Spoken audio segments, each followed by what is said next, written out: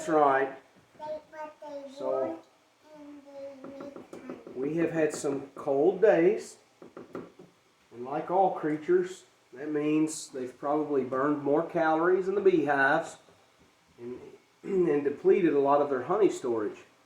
Bees work all year long to store for winter, and they survive on what's left in the hive. So whenever they're light or they get low, sometimes they can rely on sugar syrup. I prefer this to the corn syrup that some will use because you're not dealing with the GMOs. I'll just give you some of the basics.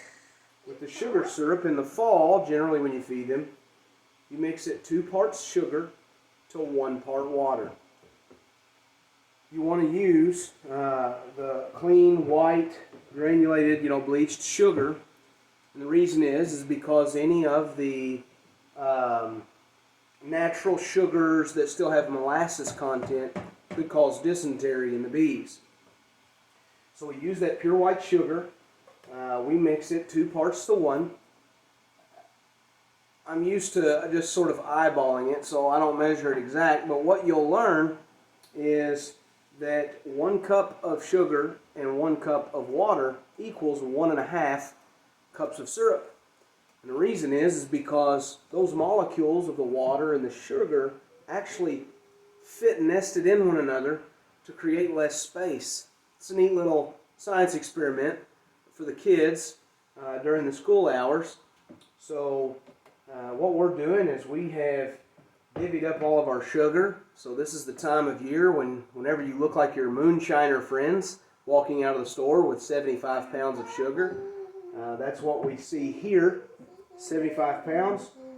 We've got all our water on the stove. I just put my sugar in the buckets. We want to make sure they're nice and clean again so we don't cause dysentery.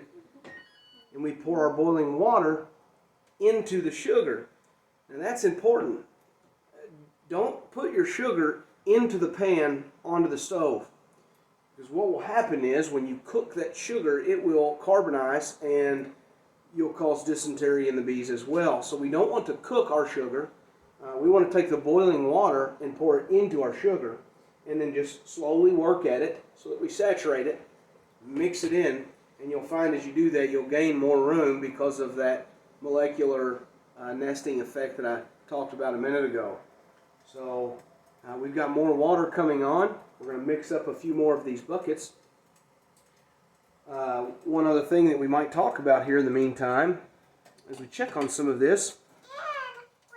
The bees make honey because they want to get the queen eat because they want the queen to eat. They want to take care of the queen. Yeah. Now, Nayli, do they make honey out of this sugar? Yes. No. No, they don't. Some people will feed their bees year-round. People who maybe have quotas to fill on honey production and things. But as you can imagine, this would affect the taste of the honey. It affects the productivity of the hive. So we don't like to do that. And we just feed them when they need it. Here in the middle of the winter time, that first or second week of January that warms up. And we just help them get along. Sometimes in the spring, sometimes in the fall when they're light on their honey store, because we want those bees to work. That's what we're made to do. That's what bees were made to do. And so we want them to be good and productive. Watch yourself, Nayli.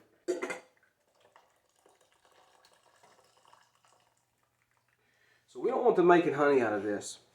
The honey is going to take on the taste of whatever they're harvesting.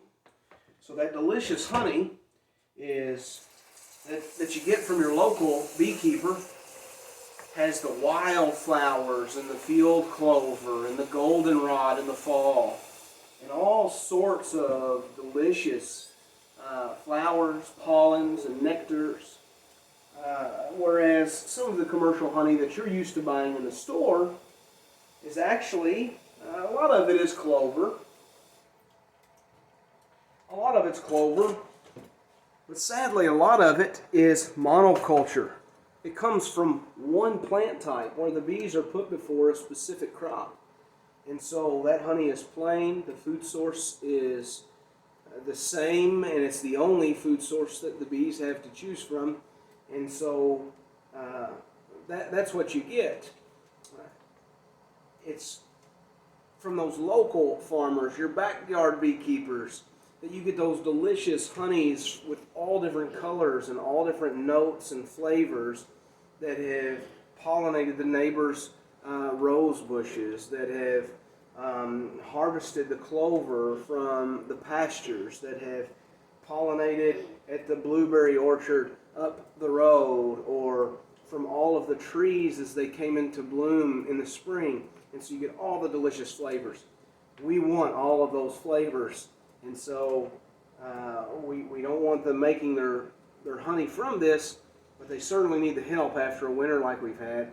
So there's no shame in doing this. It does accrue some of the cost that there is to beekeeping and what you're supporting when you buy that local jar of honey, but it is not what is going into producing the honey. We're just getting them along so that they'll be better equipped in the spring for the working season.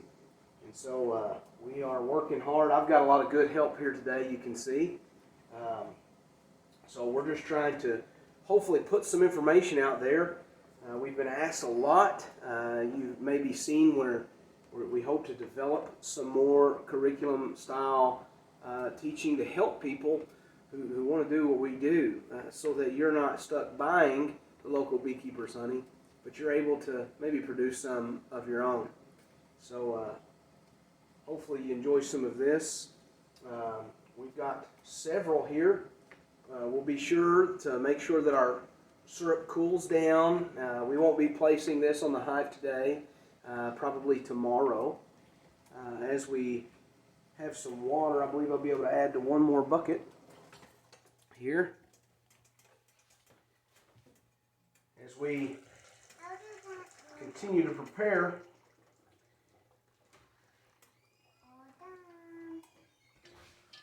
I'll maybe give mention to another interesting help. We have purchased a couple more buckets, but several of these are made. We have collected buckets of bulk baking soda from the soap making projects that Rachel so often does, and we take the lids. What's important is that you have a lid with a silicone ring so that it'll seal whenever you turn it upside down on top of the hive. And you just take that and poke little holes. Find a large needle and just poke those holes. If we have that vacuum seal, then there's no worry. It just lets those little droplets down for the bees to come and to eat. So a lot of those are homemade. You can make them out of things that you have, just so long as they have that silicone seal. You don't want to flood your hive with a lot of sugar water. We want to keep them safe. And I think that pretty well describes what we've got going on here. You see, we've gone with a thicker mixture in the spring. We only do 1-to-1. Remember, in the fall, 2-to-1. And so I think that's about it. So hopefully the weather warms up a few more degrees tomorrow. The bees will have something nice to replenish some of their sources.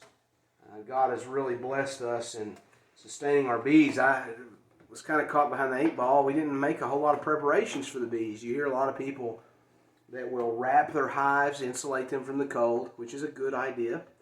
But you also want your bees to be able to get out and work when you have a warm day. If you're not able to get to the insulation, you want your bees to get out to be able to collect any sap, tree sap for propolis, or to be able to clean their hive, to be able to take out the sewage and clean out any bees that may have died, come to the end of their life cycle. And so we want to keep them healthy. The Lord's blessed us. I think all but maybe one of our hives have made it. We'll see. So we appreciate any thoughts or prayers that you give to us and our homestead. But we are going to finish up here. Got a little bit of work ahead of us, and we hope that you enjoy hanging out with us for a bit.